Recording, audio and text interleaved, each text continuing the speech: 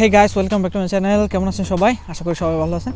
So আজকে আমরা কথা বলবো চায়নাতে আসার পূর্বে আপনার যেভাবে প্রিপারেশন নেওয়া দরকার, অর্থাৎ যে বিষয়গুলো আপনাকে অবশ্যই জানতে হবে।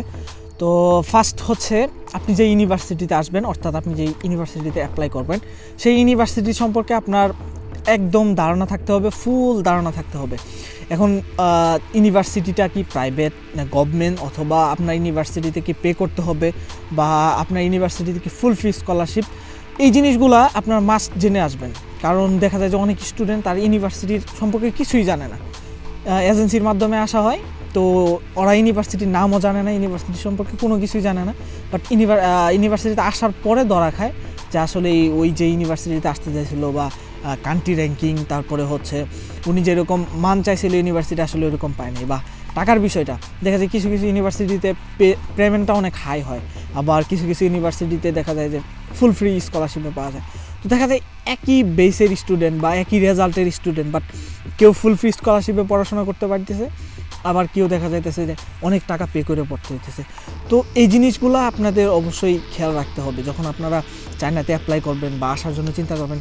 ফার্স্ট বিষয় হচ্ছে, আপনি যেদিন থেকে চিন্তা করবেন যে আমি চায়নায় যাব বা দেশের বাইরে যাব, বাংলাদেশের বাইরে যাব, তখন সুস্থ একটা জ্ঞান রাখার চেষ্টা করবেন চায়নার স্কলারশিপ সম্পর্কে, বা চায়নাতে কী কী স্টাইলের স্কলারশিপ হয়। হয়তো বা পরবর্তী কোনো একটা ভিডিও থাকবে চায়নার স্কলারশিপ লেভেলগুলো, বা কত রকমের স্কলারশিপ হয় চায়নাতে, এই বিষয়গুলো নিয়ে যদি আপনারা আগ্রহী হন কমেন্ট করেন, তো অবশ্যই বিষয়গুলো নিয়ে ভিডিও হবে আর কি। তো মেন বিষয় হচ্ছে আপনাকে ক্লিয়ারলি জানতে হবে আপনি যে ইউনিভার্সিটিতে যাবেন কী স্কলারশিপে যাচ্ছেন, বা আপনার যে যোগ্যতা, এই যোগ্যতায় আপনি কী স্কলারশিপ পাইতে পারেন। অথবা যদি আপনি স্কলারশিপ না পান, তাহলে আপনাকে ইউনিভার্সিটিতে কত টাকা পে করতে হবে। কারণ এই জিনিসগুলো যদি আপনি না পড়েন, তাহলে আসলে চায়না আসার পরে আপনি বিভ্রান্ত হবেন। যেমন অনেকেই শোনা যায় যারা বাংলাদেশে আসে, যে এরকম যারা ইউনিভার্সিটি সম্পর্কে জানে না, বা চায়না আসার পরে যারা এই ধরাগুলো খায় আর কি, যে অনেক টাকা লাগে। অথবা দেখা যায় যে আমরা যেটা বেসিক্যালি দেখি যে যারা শহরের বাইরে, মেন শহরগুলোর বাইরে, যেমন গুয়াংজো আছে, মেন শহরগুলো সাংহাই আছে, বেজিং আছে, এইগুলা ব্যতীত যারা অন্য শহরগুলোতে থাকে, তাদের কিন্তু লিভিং কস্টটা খুব কম, এবং কি যে এই যে খাওয়া দাওয়ার বিষয়গুলো আছে, হাত খরচ, এগুলো কিন্তু খুব কম। যারা এক্সপেন্সিভ সিটিগুলোতে নাই, অন্য সিটিগুলোতে এদের কিন্তু খুব কম হয় এইগুলা খরচ। তো এখন দেখা যাচ্ছে কেউ হয়তো বা আসছে, তো ওই জানে না যে আসলে সাংহাইয়ের কস্ট কত, অথবা বেজিংয়ের কস্ট কত। আসার পরে দেখা গেল যে ওর 10,000 টাকা মাসে কিচ্ছুই হচ্ছে না, কারণ সাংহাইয়ের মতো, বেজিংয়ের মতো এক্সপেন্সিভ সিটিতে থাকা 10,000 টাকা আসলে সম্ভব না।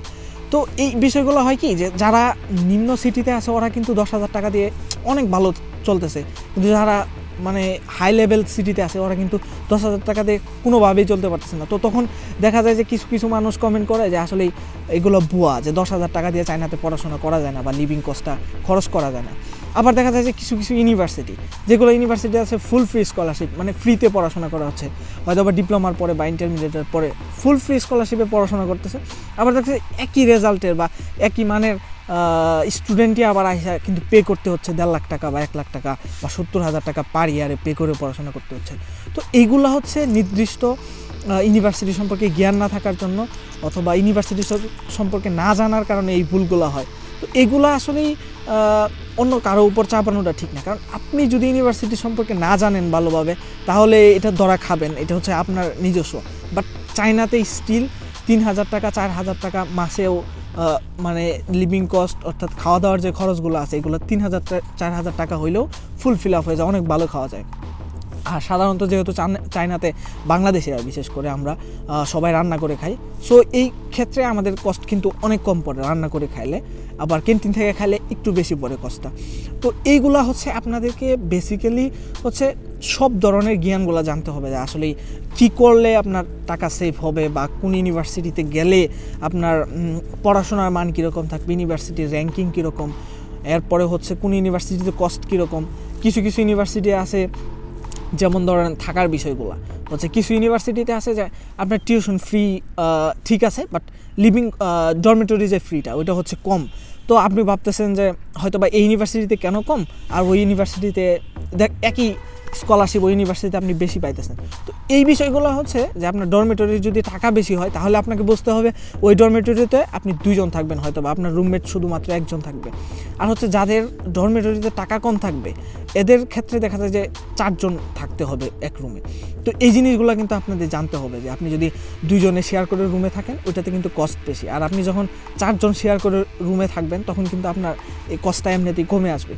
তো এই যে টোটাল সবগুলা বিষয়, তো আপনারা যখন যে কোনো দেশেই যাইতে চান, এটা চায়নাতে হোক, এটা কানাডাতে হোক, যেখানেই হোক, লিভিং কস্ট, সেই সিটিতে কীরকম খরচ হয়, ওই ইউনিভার্সিটির কী অবস্থা, ইউনিভার্সিটির ওয়ার্ল্ড র্যাঙ্কিং কীরকম, এরপরে আপনার যে সাবজেক্ট নিয়ে পড়বেন ওই সাবজেক্ট ওই ইউনিভার্সিটিতে কীরকম পড়াশোনার ক্ষেত্রে, এই বিষয়গুলো যে আছে এগুলো জানার চেষ্টা করবেন। যদি আপনারা এই জিনিসগুলো না জানেন তাহলে আসলে চায়না আসার পরে নিজেকে হতাশ হতেই হবে, কিছু উপায় নাই।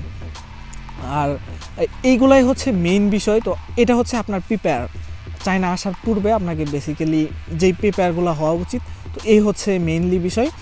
তো এরপরে যদি আপনাদের কোনো প্রশ্ন থাকে অবশ্যই কমেন্ট করতে পারেন, এবং কি ভিডিওটা যদি ভালো লাগে অবশ্যই লাইক দিবেন আর সাবস্ক্রাইব করে আমার পাশে থাকবেন। আশা করি সামনের ভিডিওগুলো স্কলারশিপ রিলেটেড হবে। তো যদি আপনাদের কমেন্ট পাই, সাড়া পাই, তাহলে আরও বেশি বেশি ভিডিও বানানোর চেষ্টা করব। ধন্যবাদ সবাইকে এতক্ষণ আমার সাথে থাকার জন্য।